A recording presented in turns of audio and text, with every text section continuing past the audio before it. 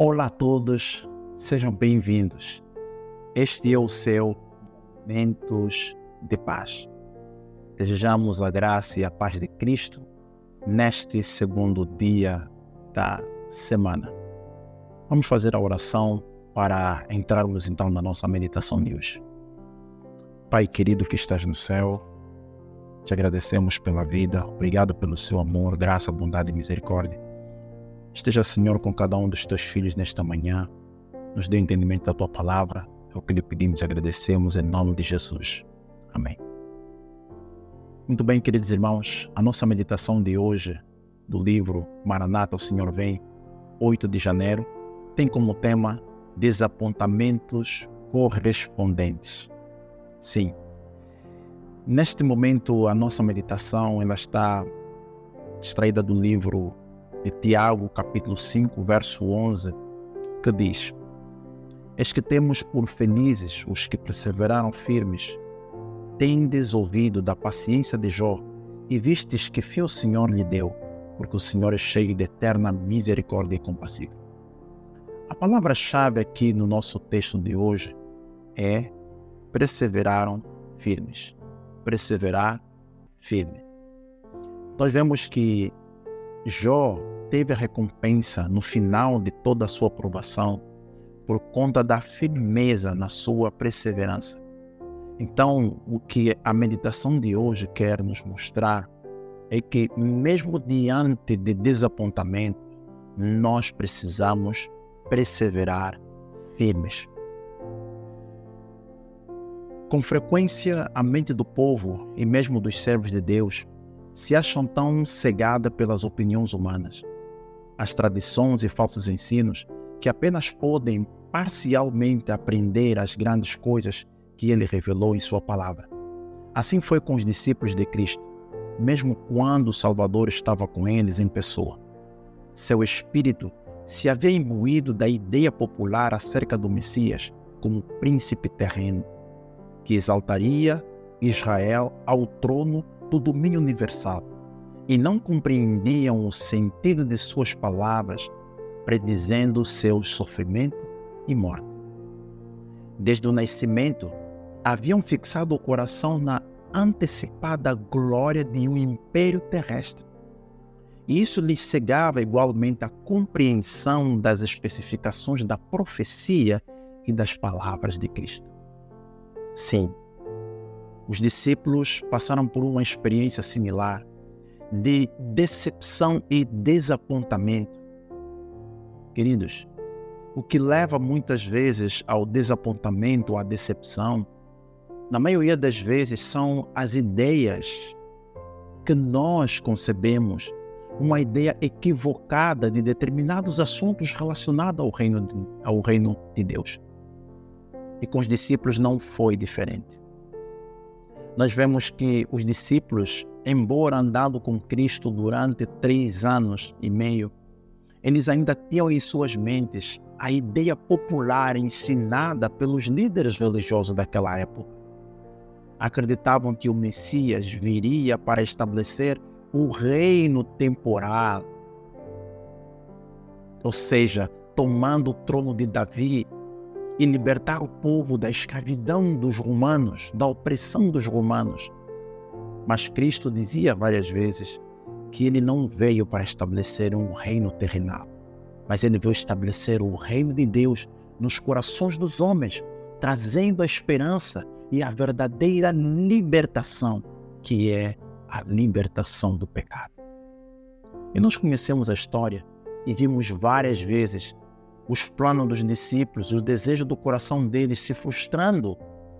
E um deles, inclusive, sem saber que estava cumprindo uma profecia, Judas, ele julgava que após vender o mestre por 30 moedas de prata, Cristo iria se libertar por compreender que várias vezes houve demonstração do poder sobrenatural através de Cristo. Vocês percebem? Mas nós vemos que foi a firme perseverança deles que fez com que, mesmo diante do desapontamento, eles não desistissem. A experiência dos discípulos que pregaram o Evangelho do Reino no primeiro advento de Cristo teve seu paralelo na experiência dos que proclamaram a mensagem de seu segundo advento. Agora vem uma nova experiência de desapontamentos e experiência de perseverança e firmeza. Estamos agora falando de uma outra experiência sobre a proclamação do segundo advento de Cristo. Sim, a experiência dos pioneiros adventistas, a experiência do movimento millerita. Do mesmo modo que os primeiros discípulos, Guilherme Miller e seus companheiros, não compreenderam inteiramente o significado da mensagem que apresentavam. Eles leram e estudaram de uma forma muito intensa. A partir do ano 1863, 1833, quando Miller começa a pregar pela primeira vez publicamente esta mensagem, um grande movimento se levanta. E Miller estava pregando uma profecia que foi dada a Daniel, em Daniel capítulo 8, verso 14, e sua explicação das 70 semanas no capítulo 9, aonde Miller, ao fazer o estudo, chegou a um cálculo final do ano 1843, 1844. Ele acreditava que nessa altura, de acordo com a menção do livro que o santuário seria purificado, Miller entendera que o santuário seria a terra. Por que Miller entendeu que o santuário seria a terra? Será que ele teve alguma certeza na Bíblia de que o santuário, referido na Bíblia, em Daniel 8, era o planeta Terra? Vejamos, na realidade, não existe nenhuma cláusula na Bíblia que diz claramente que o texto ali mencionado, ou seja, a palavra mencionada, santuário, é uma referência à terra. Mas porque esta era a compreensão, a interpretação, o entendimento popular daquela época. Vocês percebem?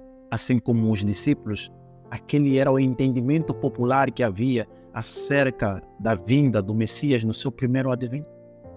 Vamos prosseguir.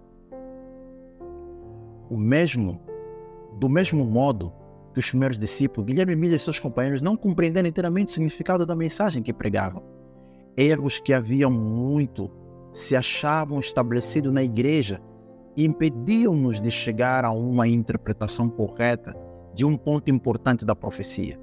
Portanto, se bem que proclamasse a mensagem que Deus lhe confiara para transmitir ao mundo, em virtude de uma errônea compreensão do sentido, sofreram desapontamento. Embora eles estavam cumprindo fielmente a missão que receberam da parte de Deus, mas não estavam isentos de equívoco. Eles entenderam que em 1844, no dia 22 de outubro, que no calendário bíblico estava conectado com o 10º dia, 10º dia do 7º mês, na realidade não era a volta de Jesus na terra para purificar o mundo através do fogo por ocasião de sua vinda, mas era a saída de Cristo do lugar santo para o Santíssimo, tal como tem a descrição no capítulo 8, em que ele vê o Filho do Homem se aproximando, dirigindo-se diante do Ancião de Dias. Ele não estava descendo para a terra, mas estava se dirigindo ao Ancião de Dias, né? E que nós sabemos que é aquele momento em que Jesus sai do lugar santo e vai para o lugar santíssimo para começar a sua obra de expiação. Para estes crentes, assim como para os primeiros discípulos, o que na hora da provação lhes parecia obscuro à inteligência, mais tarde se faria claro. Quando visse o fim do Senhor, Tiago capítulo 5, verso 11 nos diz: sabiam que, apesar da provação resultante de seus erros, os divinos propósitos de amor para com eles estavam continuamente a cumprir-se. Aprenderiam por uma bendita experiência que Ele é muito misericordioso, piedoso, que todos os seus caminhos são misericórdia e verdade para aqueles que aguardam o Senhor, o conserto e os seus testemunhos. Sim, queridos irmãos, do mesmo jeito que aconteceu com os discípulos no passado, e da mesma maneira que aconteceu com a experiência dos nossos pioneiros. Claramente nós vemos que o segredo de tudo que trouxe a vitória em relação a toda essa experiência foi a firme perseverança. Significa dizer que, ainda que tivermos alguns desapontamentos na nossa experiência de vida, nós precisamos permanecermos firmes, porque o que movia o coração do movimento milerita, dos mileritas naquela época, foi a bendita esperança da volta de Jesus. Ela foi maior do que o próprio desapontamento por si só.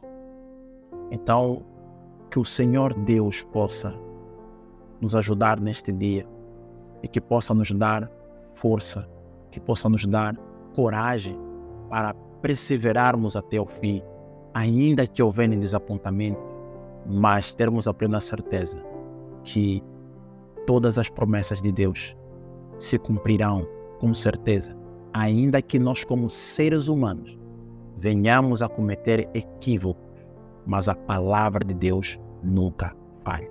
Que o Eterno possa abençoar a todos nós. Em nome de Jesus. Vamos orar para agradecer ao nosso Pai Celestial. Querido Pai que estás no céu, nós te agradecemos, louvamos o teu nome. Obrigado por esta oportunidade que o Senhor nos ofereceu. Neste momento, desejo entregar nas tuas mãos cada um dos teus filhos, Pai. Abençoa-nos neste dia, proteja-nos, livra-nos de todo mal. É o que lhe pedimos e agradecemos em nome de Jesus. Amém. Que o Eterno possa abençoar a todos e desejo a todos um bom dia, que possamos todos andar na presença de Deus. Até o nosso próximo encontro, se Deus assim nos permitir.